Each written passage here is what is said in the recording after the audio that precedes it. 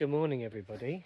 We are a week and a bit into living with a cancer diagnosis. Living with a cancer. And my life so far has not changed very much, drastically. I've taken some decisions to slow down certain things, just for the time being, just while this news settles in and assimilates into my world.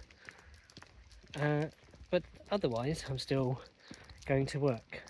I'm still walking my dogs. I'm still hugging my child. I'm still eating good food. I am doing just normal stuff. Like I said previously, the world does not end and the world does not stop. And neither does your life need to stop. Here's a Toby and here's a Poppy. Last night my wonderful friend Luke and my wonderful friends Matt, Celia and Jack played D&D together. Now, a week not playing D&D isn't unlikely. We have times where people are away, people are on holiday, people can't make sessions, and we'll have weeks gaps. But that week felt really strange because I'd voluntarily skipped out on it all to do this brain thing, to assimilate all this news in my head. And it felt so good to be back, pretending to be somebody else. I'll link to the game in the description. So if you want to watch, you can. It's a brand new campaign. It is a homebrew world of Luke's creation. And yeah, we had a great time running around the streets and causing chaos. And I just was a very helpful rat person. I'll tell you one of the things that is weird. Is that all of my thoughts and opinions and judgments and actions or plans, everything is now in reflection to this new knowledge. There's like a meta-narrative going on. Get some dip. Good morning, everyone. A good morning to all of you. Not only because I got fried breakfast, but just after having a lovely fry up at Smugglers in Penzance, highly recommended by the way, I got a phone call from the doctor and they had the results of the CT scan. And it is only in my bowel. So the cancer hasn't spread anywhere else. It is localized. And now we're just waiting for the operational steps that need to go ahead. This is a weight off of my shoulders. I can't tell you.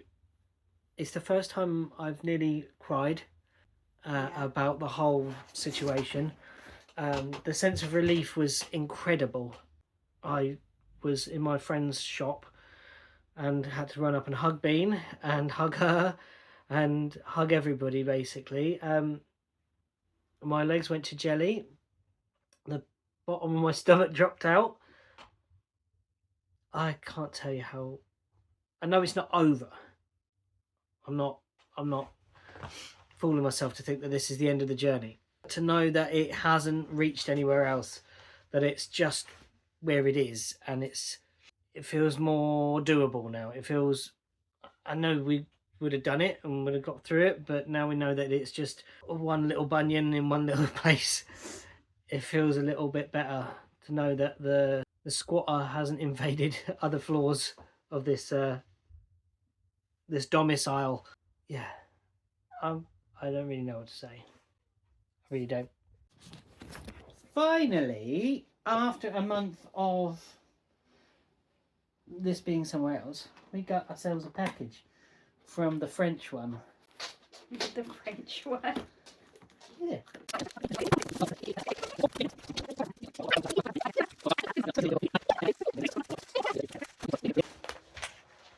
It is. It's a hooboo!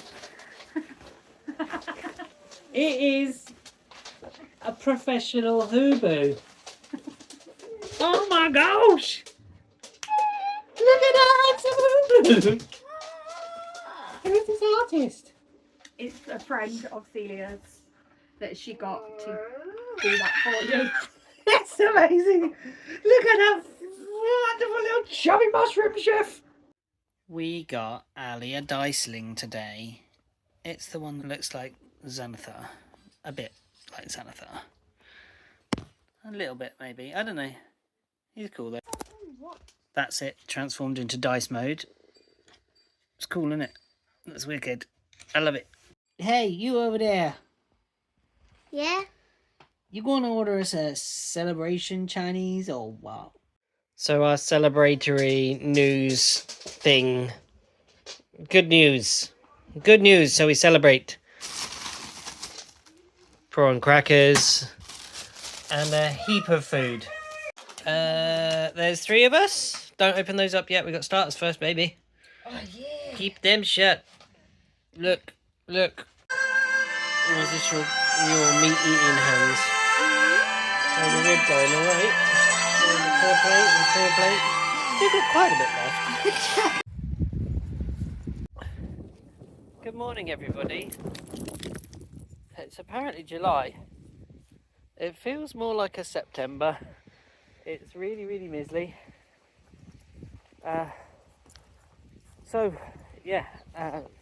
Life feels a little bit better, even though it's still very weird, obviously, because I know I have a cancer. But at least we know that he's not too bad, that the squatter is only in one place.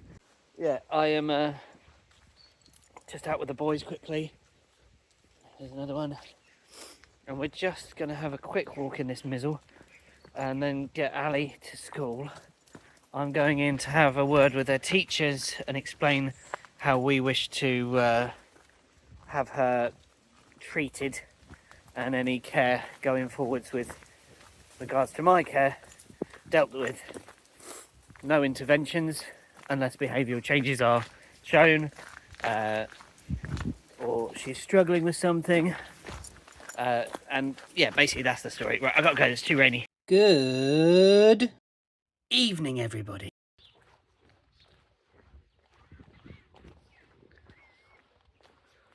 I tell you what,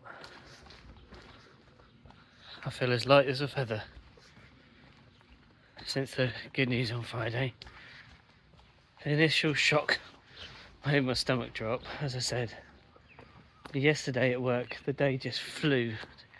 It was like I wasn't even there. I don't know. There is a book called The Unbearable Lightness of Being, and I certainly felt it yesterday.